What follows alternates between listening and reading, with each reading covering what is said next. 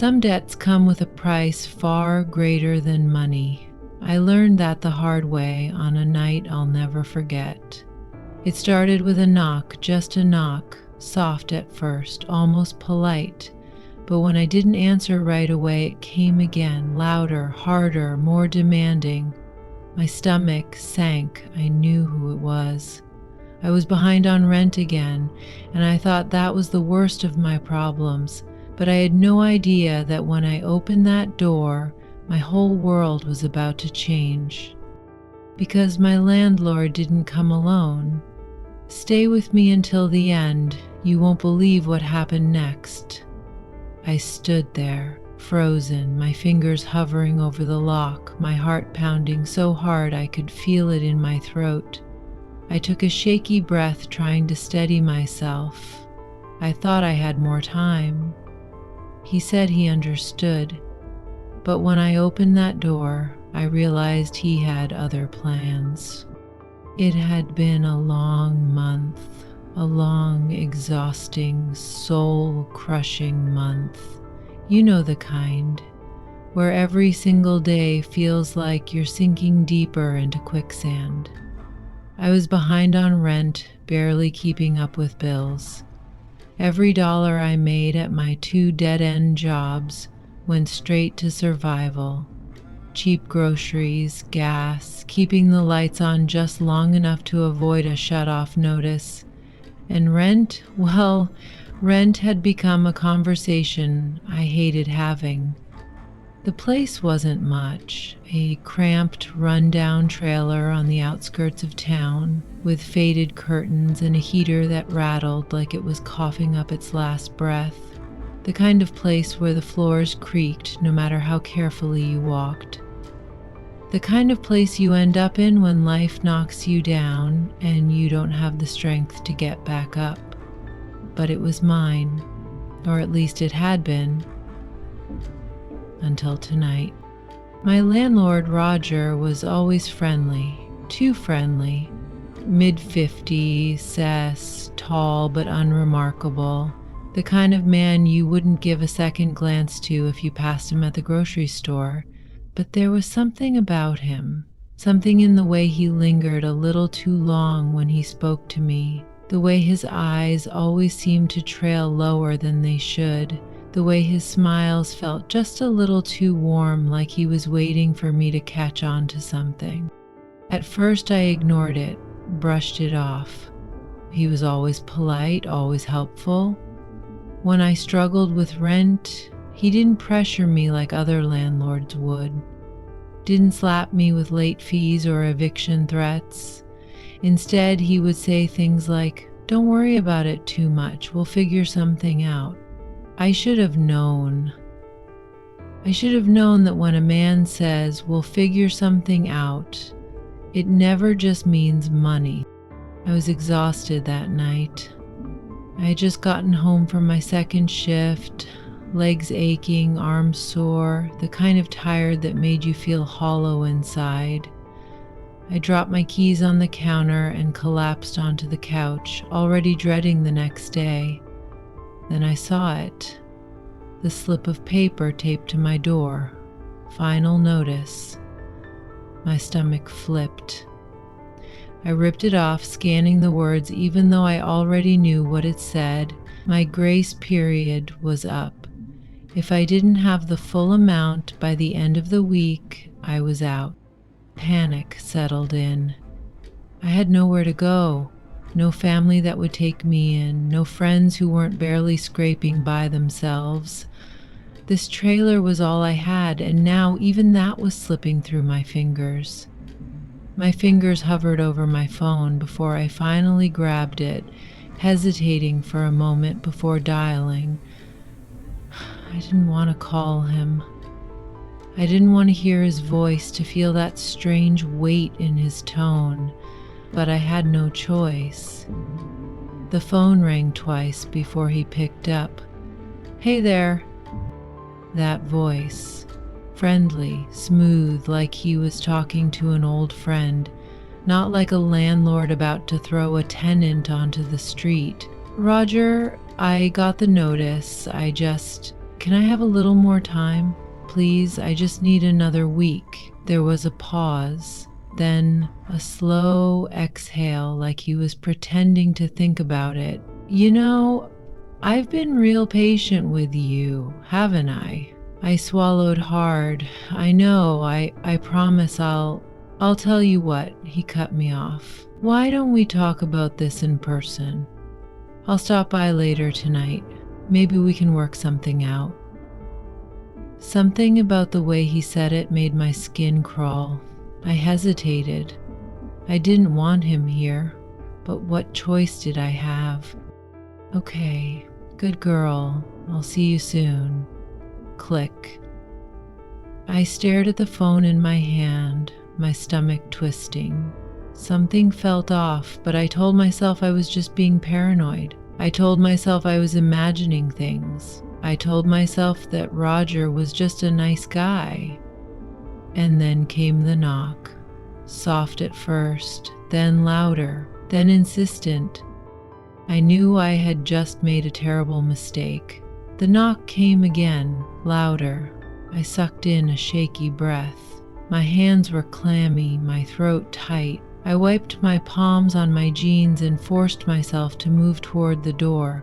Maybe I was overthinking it. Maybe this was just a conversation. But my gut was screaming at me, telling me that whatever was about to happen wasn't just about rent. I hesitated for a second longer, fingers resting on the cold metal of the doorknob. Another knock. Impatient this time. I took a deep breath, my pulse hammering against my ribs. I told myself to stay calm, to act normal. Maybe he just wanted to talk about a payment plan. Maybe he was giving me one last extension. But when I opened the door, I realized how wrong I was.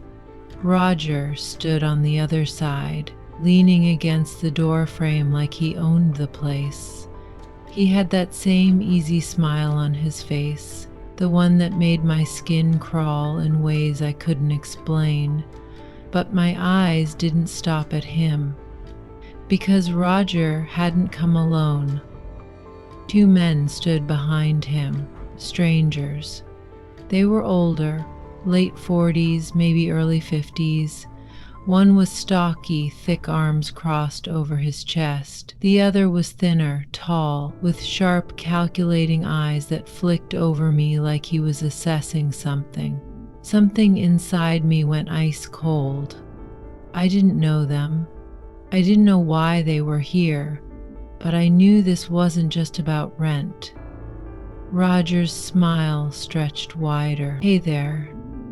I opened my mouth to respond, but nothing came out. I could feel my pulse hammering against my ribs, feel the way my fingers twitched slightly at my sides. My body was reacting before my brain could even catch up. Every instinct, every nerve in my being was telling me to run, but I didn't. I couldn't, because Roger was already stepping forward. I told you we'd figure something out, didn't I? He said, pushing past me into the trailer like he belonged there. The two men followed, slow and deliberate, shutting the door behind them. I forced myself to swallow, my throat dry. Who are they? Roger turned back to me, cocking his head like I had just asked the dumbest question in the world. Friends, the stocky one. Chuck. The taller one just kept staring at me, his expression unreadable. My stomach churned. Roger sighed, walking further inside, brushing a hand over the kitchen counter like he was inspecting the place. You know, I've been real nice to you, he mused, real patient. I couldn't move, couldn't breathe. His voice was calm, almost friendly, but there was something behind it, something heavy. You're a smart girl, he continued. I mean, you had to know this was coming, right? I blinked. What? What are you talking about? Roger turned to face me, smiling that same smile. Come on, He gestured around the room. I think you and I both know the way this works.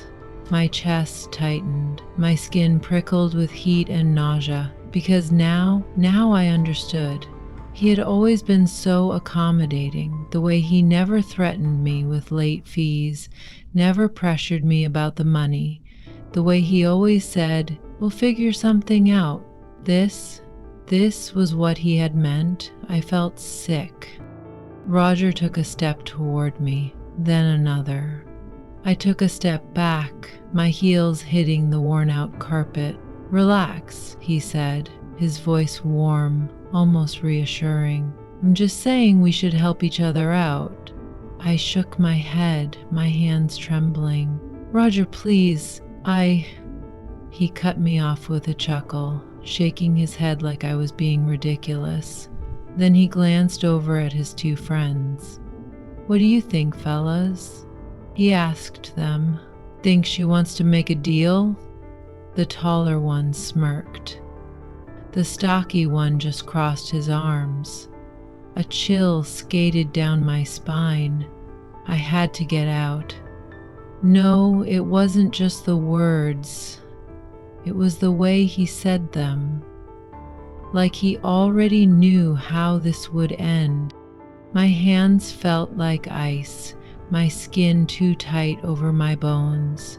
The room suddenly felt smaller, the walls pressing in. Roger was still smiling, like this was just a friendly conversation, like I was being unreasonable for looking so scared. The stocky man cracked his knuckles. The taller one's smirk deepened. I should have seen this coming. I should have known. But what could I do? Who could I call? I had no one. No family to come to my rescue. No boyfriend to show up and scare them off. I had friends, at least I used to, but after my breakup, I had slowly pushed people away.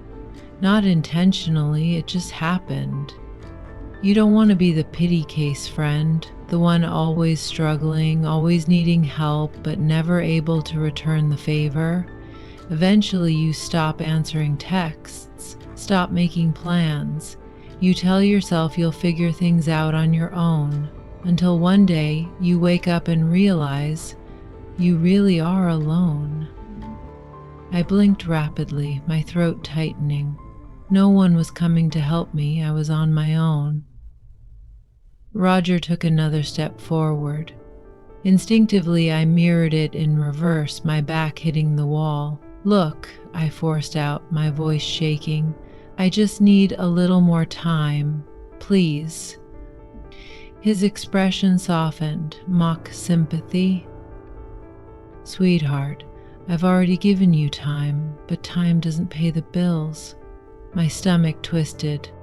Then lower, quieter, he added, "But there are other ways you could settle this." The way he said it, like it was a favor, like it was something I should be grateful for, made my skin crawl. I wrapped my arms around myself, the reality of my situation hitting like a punch to the gut.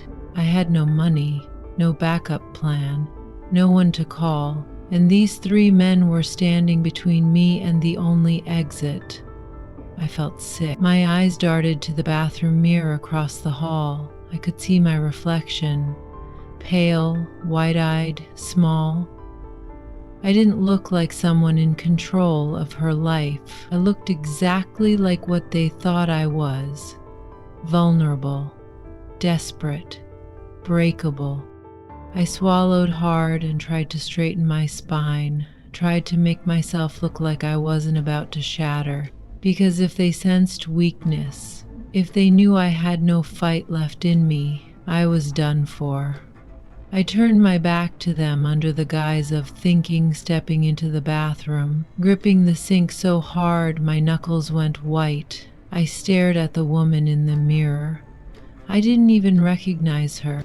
The cheap, oversized t-shirt I was wearing hung loosely over my frame, my collarbones sharp from skipping meals to stretch my grocery budget. My hair was a mess, dark strands clinging to the sweat on my forehead. I looked exhausted, worn down, and that's when it hit me. Maybe I had done this to myself. Maybe if I had been smarter, made better choices, I wouldn't be in this situation if I hadn't quit college for a man who ended up cheating on me. If I had been smarter with money. If I had just swallowed my pride and asked for help before it was too late. Maybe then I wouldn't be standing in this rundown trailer, staring at myself in the mirror, wondering how much worse things could get. I squeezed my eyes shut. I didn't want to do this. I didn't even want to think about doing this. But what choice did I have? The way Roger had always looked at me, I wasn't stupid. I knew what he wanted, and now, standing here trapped, knowing there was no one coming to save me, would he really go that far? I hugged myself tighter, nausea rising in my throat. No, he had always been nice, right? But then why did I feel like a rabbit caught in a trap? Why did I feel like a cornered animal, waiting for the predator to make his move? I sucked in a deep breath, forcing the panic down. Think. I reached out and locked the bathroom door. Not that it would help, not really. My gut told me the lock wouldn't matter, not if they had already decided what was going to happen.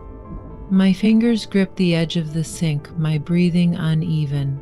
My hands trembled against the cold porcelain. I needed to think. I needed a way out. But what options did I have? I was locked in a bathroom with nothing but a cheap mirror and a half-used bottle of soap. 3 men were on the other side of that door, waiting, watching. Roger's voice came again, smooth, almost teasing. Come on now, don't be rude. We're just here to talk. I swallowed hard, my skin prickling. Every nerve in my body screamed at me to do something. Fight, run, anything. But I didn't move. I should have run. I should have screamed. But I froze. And that's when I knew I was in real trouble. The doorknob rattled. My stomach lurched. Roger sighed, the sound slow and deliberate. Now, don't make this difficult. A pause, then a quiet, amused chuckle. You're not scared, are you? Something about the way he said it sent ice straight through my veins, like he was enjoying this, like he wanted me to be afraid. I sucked in a shaky breath and forced my voice to stay steady. I just need a second. Silence, then a whisper, low, just outside the door. I couldn't make out the words, but the way it sent a shiver crawling down my spine told me it wasn't anything good. Then I heard it, a slow click, the sound of the front door locking. Panic slammed into me, my pulse thundering in my ears. The walls felt like they were closing in. I pressed my hands against the mirror, staring at my own reflection, trying to ground myself. But all I could see was a woman who had made too many mistakes. And now she was trapped. Another knock, more forceful this time. Roger's voice was lower now, more direct. We're waiting. I bit my lip, my mind racing. Think. I had to get out of here. I glanced around, searching for anything, any possible way out, but there were no windows, no weapons, nothing but the pale glow of the cheap bathroom light buzzing overhead. Another knock. Don't keep us waiting, sweetheart. I squeezed my eyes shut. Just a few hours ago, I had asked myself, would he really? I had my answer now. Yes, he would. I needed to act. I forced my body to move. One shaky step, then another. I reached for the doorknob with damp, trembling fingers. I hesitated, then slowly I turned it. The door creaked open, and there he was. Roger leaned against the hallway wall, arms crossed, lips curled in something between amusement and impatience. Behind him, the two men stood like statues, their eyes dark, unreadable. I forced myself to keep my voice steady. I don't understand what's going on. Roger tilted his head, like he was surprised I was still pretending. Come on now. He took a step forward, lowering his voice. I've been good to you, haven't I? I nodded, even though my stomach twisted violently. And I haven't been pushy. I've given you time. I've given you options. Options. That word made me want to vomit. Roger continued, smiling like we were discussing something casual. I just think it's time you and I finally worked something out. His voice was light, almost playful, but his eyes, they told me there was no way out of this conversation. I instinctively took a step back. Roger followed. My back hit the door frame. His breath was warm against my face. I couldn't move. I couldn't breathe. The air was too thick. My lungs felt heavy, my head light. The stocky man shifted, stepping closer. His presence alone made the space feel smaller. The taller one, the quiet one, just watched, waiting. For what? I didn't know, but I had a feeling I didn't want to find out. Roger reached out, brushing a strand of hair from my face. His touch sent a cold shock through me. See, nothing to be scared of. I forced myself to stay still, to not recoil, even though every inch of my body wanted to. This was a game to them, and if I showed fear, I'd already lost. You don't have to make this hard, you know. His fingers trailed lower, just barely grazing my jaw before pulling away. We can help each other. I clenched my fists. What do you say, sweetheart? Thudding painfully in my ears. I wanted to scream, I wanted to run, but I was trapped, completely and utterly trapped. And the worst part? They knew it. Roger's smile didn't waver. If anything, it grew, stretched wider, curling at the corners like he already knew how this would play out, like he had already won. Come on, sweetheart, he said, voice dripping with something dark and knowing.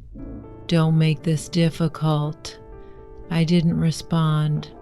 I couldn't. The stocky man shifted beside him, cracking his knuckles. Slow, deliberate, like he was getting ready for something.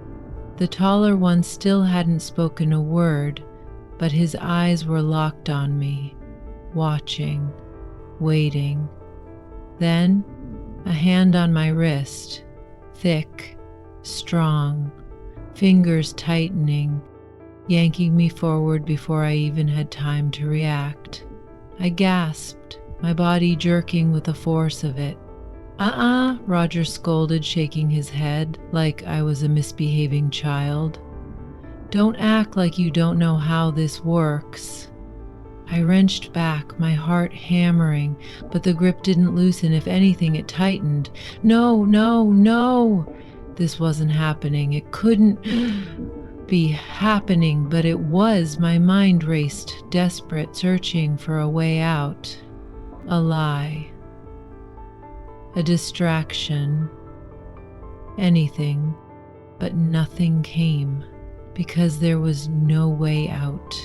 I was trapped. And then, bang, the loudest sound of my life. The front door slammed open, crashing against the wall so hard I felt the floor shake. Everything froze. For a split second, no one moved. No one breathed. Then I saw him. A man stood in the doorway, shoulders squared, breath heavy, eyes darting around the room. A neighbor. Not someone I knew well, not someone I had ever really spoken to beyond a polite nod in the hallway. But right now, he was the only person in the world who mattered. He was the difference between me making it out of this alive or not. Roger turned first, his body tensing, his mask slipping for the first time. The two men with him reacted next, shoulders tightening, glancing between each other like they weren't sure what to do now that they had been seen. Then, just like that, they scattered like cockroaches. Roger moved first, cursing under his breath as he shoved past my neighbor and disappeared down the hall. The stocky man was next, following right after him without hesitation. But the tall one, he lingered. His gaze flicked back to me, sharp, assessing, something unreadable behind those dark eyes. Then, with a slow, almost lazy smirk, he turned and walked out the door like none of this had ever happened, like this had all just been a game, like I had just been a game. And then they were gone. I was shaking violently. I hadn't even realized I had dropped to the floor, my knees colliding with the carpet, my breaths coming too fast, too shallow. A warm hand touched my shoulder. "Hey, are you..." I flinched hard. The neighbor pulled back instantly, palms raised in surrender. "Whoa, hey, it's okay. You're safe now." Safe, was I? Because I didn't feel safe. I felt nothing, or maybe too much. My hands curled into fists, fingernails digging into my palms, trying to ground myself, trying to focus on something other than the way my skin still burned where Roger had touched me, where his fingers had pressed into my wrist, where I could still feel their eyes on me. I forced myself to breathe. In, out, in, out. I was okay. I was okay. I had to be okay. In that moment, I realized sometimes monsters aren't just in your head. Sometimes they knock on your door, pretending to be kind. The apartment felt different now. The second they were gone, the air shifted, like the walls themselves had been holding their breath, waiting, just like I had. I wanted to believe it was over, that the worst part had passed. But the fear, it didn't leave. It sat there, curled inside me like something living, something growing, something that wouldn't let go. I still felt Roger's hand on my wrist, still heard his voice in my head. "We'll figure something out." I almost had. I almost gave in. And the worst part? I didn't know if I would have fought if my neighbor hadn't shown up. "Hey!" I flinched hard. The neighbor, Derek, that was his name. I remembered now. He was crouching in front of me, his brows furrowed in concern. I had barely spoken since they left, had barely moved. "You okay?" His voice was softer now, careful, like he was talking to someone who might break. I wanted to tell him no. I wanted to tell him I was never going to be okay again, but all I could do was nod. A lie, because I was still on the floor, still shaking, still trying to process what had almost happened. Derek exhaled, rubbing a hand over his face before pulling out his phone. I'm calling the cops." My stomach twisted. Roger was gone. The other two were gone. The cops weren't going to do anything.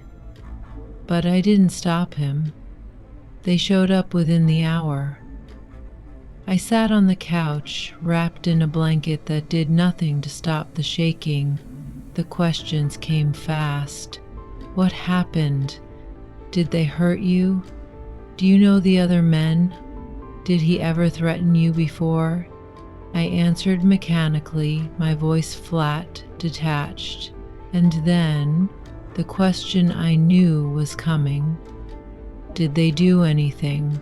My throat closed. I shook my head. Because no, technically, they hadn't touched me, hadn't forced anything. But what do you call it when someone locks the door behind them? When they corner you in your own home? When they talk to you like your choices aren't really yours to make? What do you call it when you know? When you just know that if the door hadn't burst open when it did, you wouldn't be sitting here answering these questions. I didn't have a word for it, so I just said, "No." The officers nodded, scribbled something in their little notepads, and told me they'd look into it.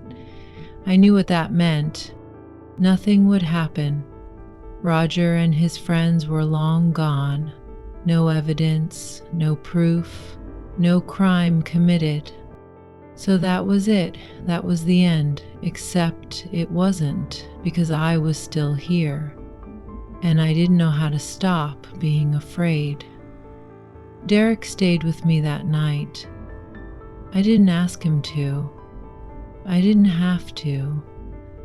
I think he saw it in my face, the way I kept flinching at shadows, how I kept looking at the door like I expected it to fly open again. So he stayed. We sat in silence for a long time, the only sound the ticking of the old clock on the wall. Finally, he spoke. I heard them. I turned to him.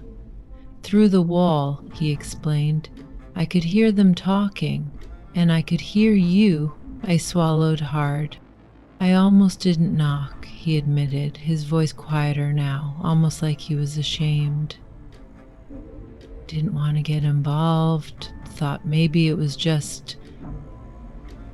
I don't know," he exhaled, shaking his head. "But then I heard you say, 'I don't understand what's going on.'" He trailed off. He didn't have to finish the sentence. I knew what he meant. I had sounded like a trapped animal, because that's exactly what I had been. The days that followed blurred together. I stopped sleeping. Every time I closed my eyes, I heard the knock again, heard Roger's voice. "Don't act like you don't know how this works." I checked the locks 5, 6, 7 times a night. I kept the curtains drawn, jumped at every footstep outside my door. I didn't feel safe in my own home, but I had nowhere else to go. The eviction notice was still sitting on my counter. I was still behind on rent, and now I was even more alone than before.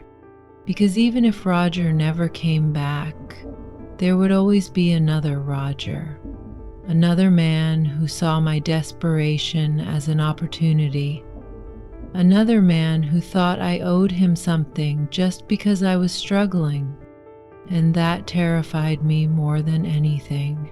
I wasn't just late on rent, I was prey, and I never even saw it coming. The moment kept replaying in my head over and over, like a movie stuck on the worst part. The knock, the way the air shifted when I opened the door, the slow, heavy click of the lock behind them. Roger's voice, so casual, so certain, like he knew how this would end before I did.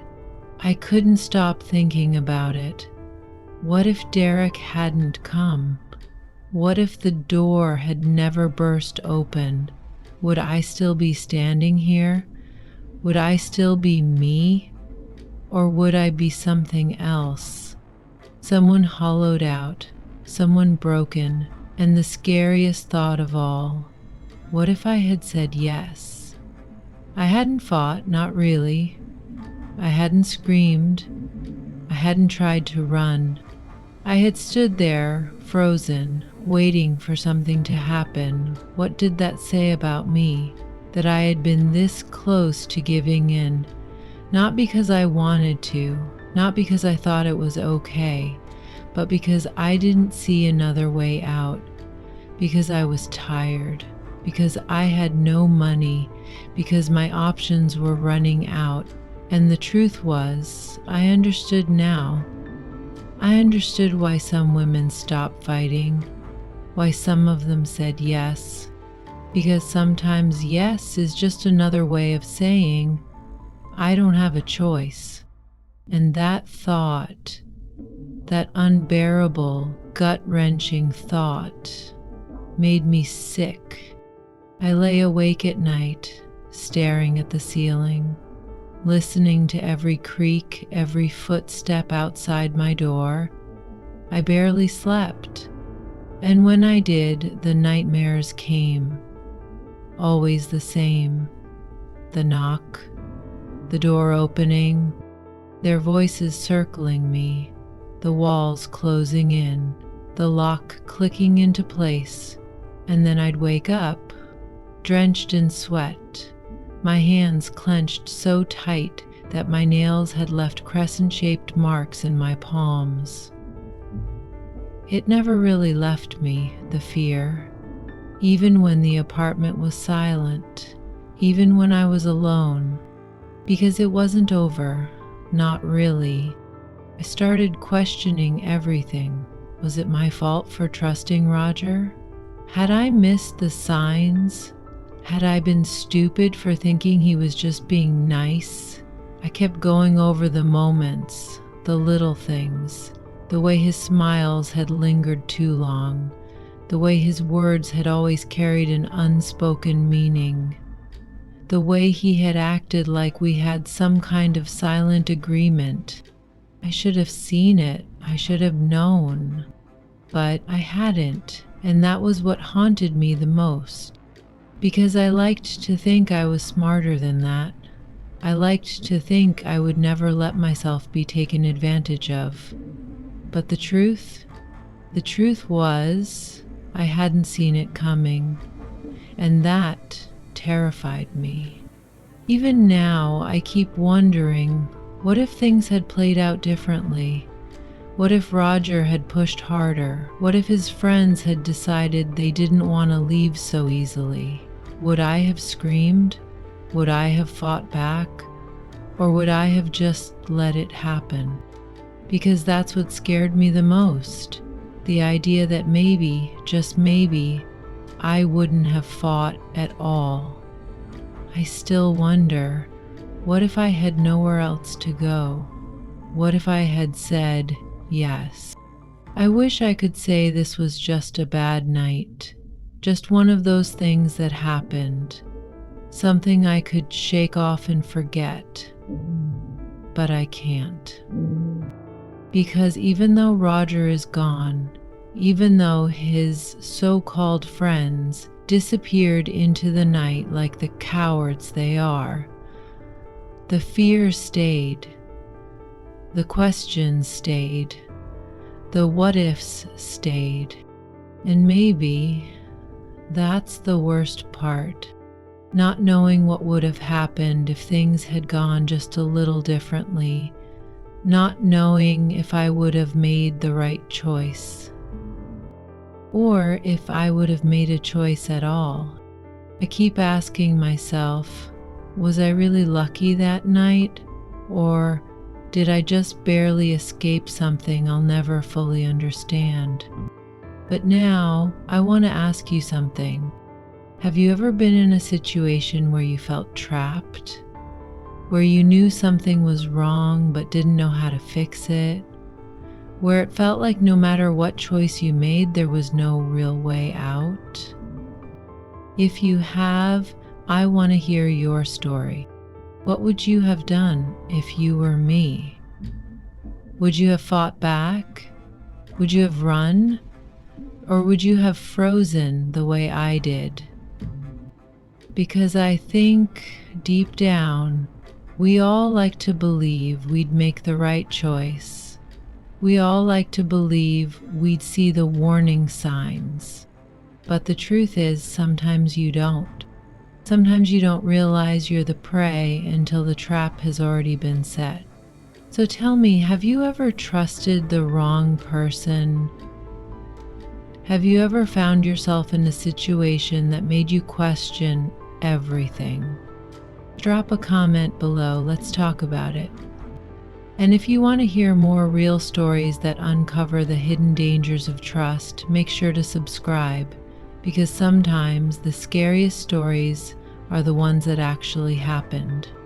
I used to think I understood how the world worked. I thought bad things only happened to people who made obvious mistakes, the ones who ignored clear red flags, the ones who should have known better. But now I know better. Because the truth is, danger doesn't always come with a warning sign. It doesn't always come in the form of a masked intruder or a shadowy stranger lurking in a dark alley. Sometimes it looks normal. Sometimes it looks friendly. Sometimes it looks like the man who smiles at you in the hallway, the one who seems understanding when you're struggling, the one who tells you, "Don't worry, we'll figure something out." But the moment you owe him, that's when the mask slips. That's when you realize not every favor is free, and some debts you don't want to owe.